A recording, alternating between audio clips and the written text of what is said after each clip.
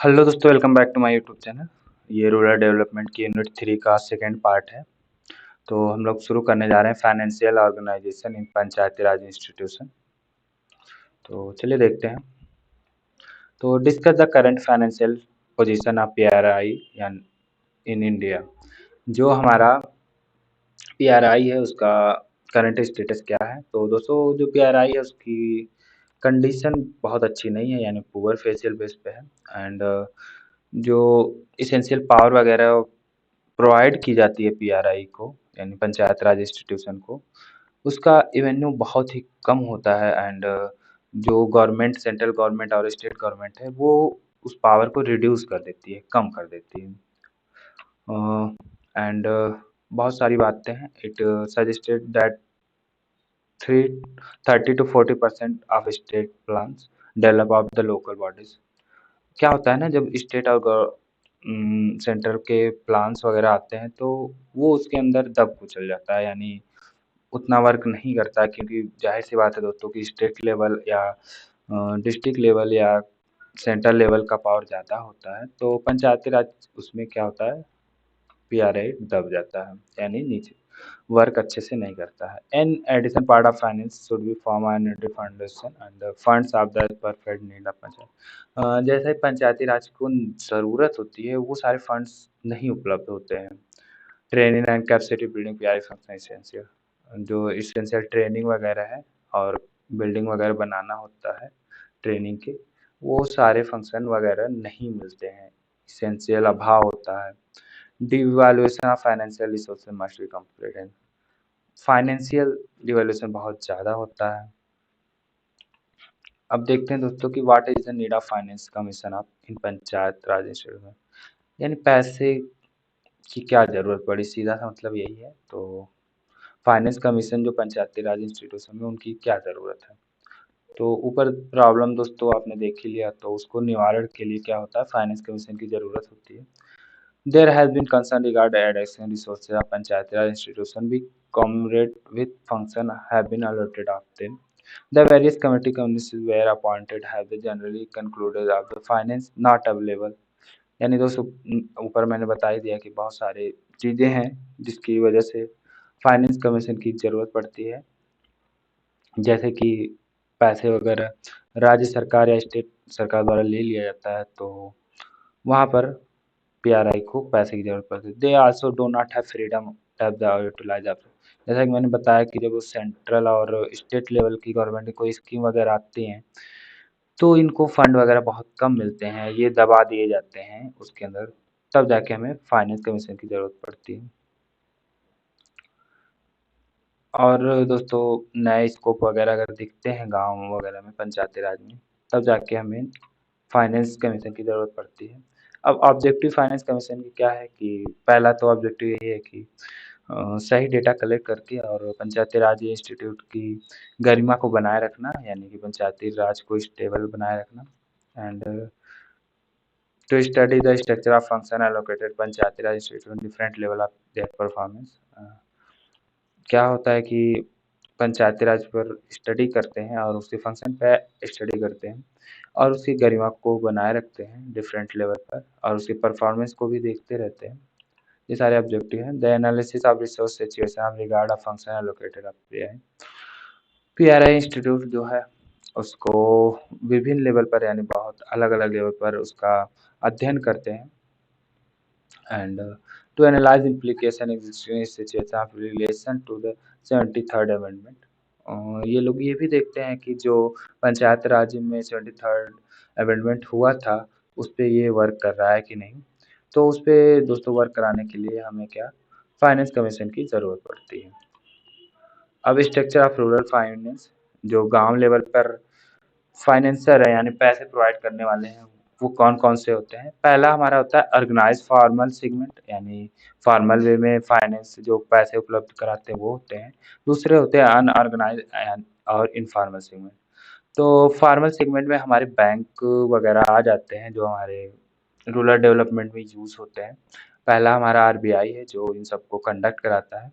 And दूसरा सबसे बड़ा है जो एग्रीकल्चर में है, वो नाबार्ड है। नाबार्ड आपको अलग से भी पूछता है।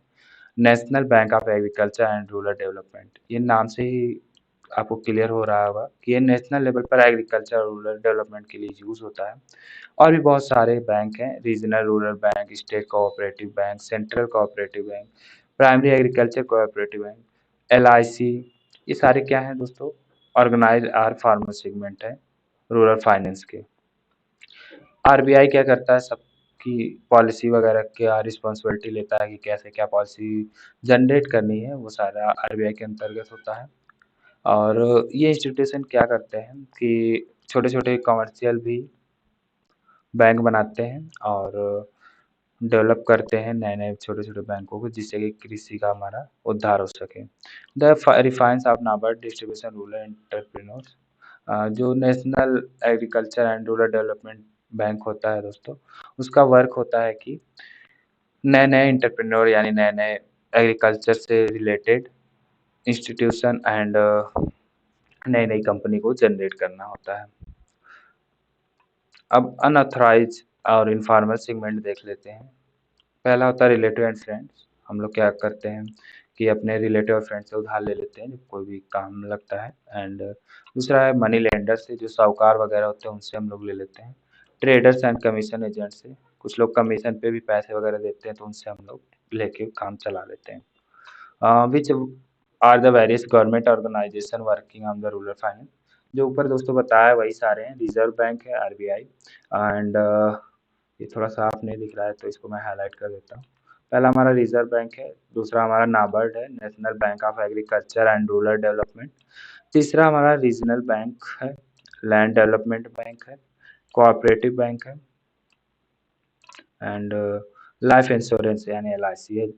जीवन के बाद भी, जीवन के पहले भी, कुछ ऐसा इनका उद्देश्य है, इनका मोटिव ऐड है, मुझे याद नहीं है। तो ये सारे क्या हमें फाइनेंस यानी पैसे देते हैं ग्राम पंचायत का विकास करने के लिए।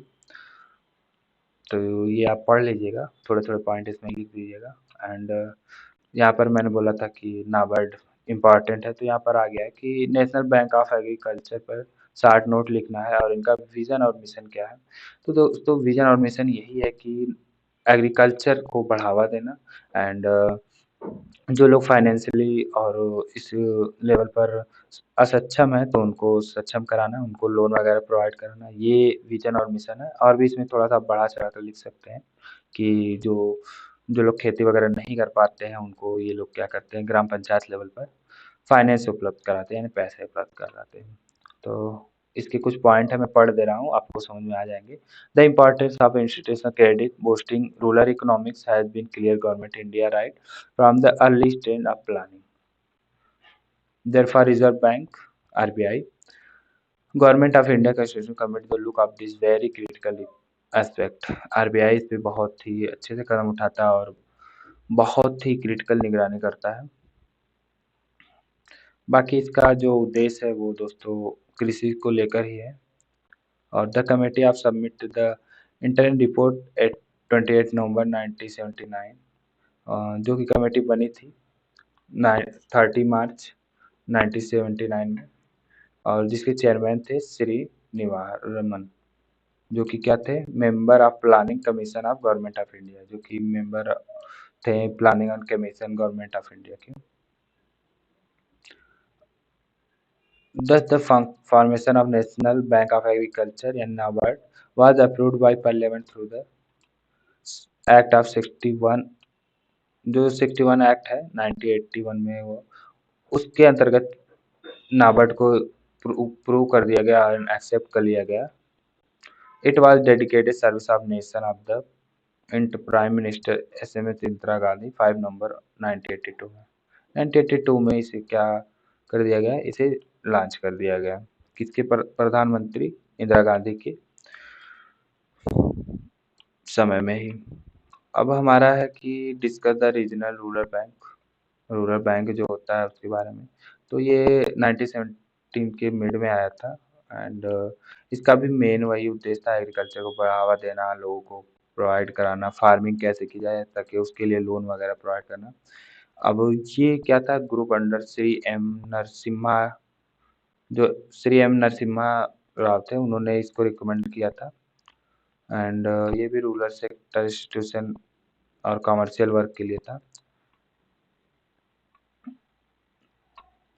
और दोस्तों the RRB have achieved the considered degree success taking banking service remote area which हेरिटोरियल।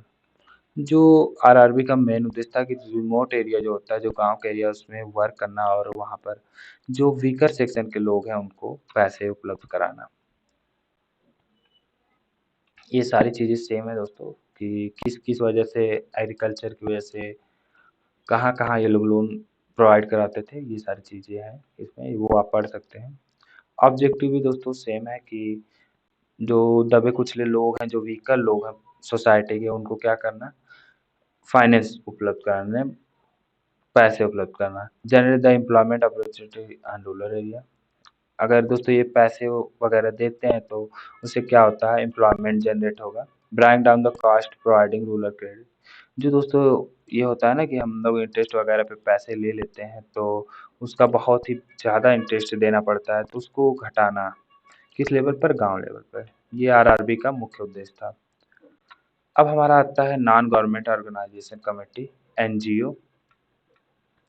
तो एनजीओ का क्या काम है उसके देख लेते हैं। पंचायती राज इंस्टीट्यूशन, पहले क्वेश्चन 200 पढ़ लेते हैं। Which are the various government organisation that are associated around rural. तो गवर्नमेंट के कौन से ऑर्गेनाइजेशन हैं जो रूरल डेवलपमेंट में काम करते हैं। तो पहला हमारा है Panchayati Raj institution and ministry of rural development are associated of rural development. यानी पंचायती राज इंस्टीट्यूशन और मिनिस्ट्री रूरल डेवलपमेंट क्या है, ये वर्क करते हैं रूरल डेवलपमेंट में।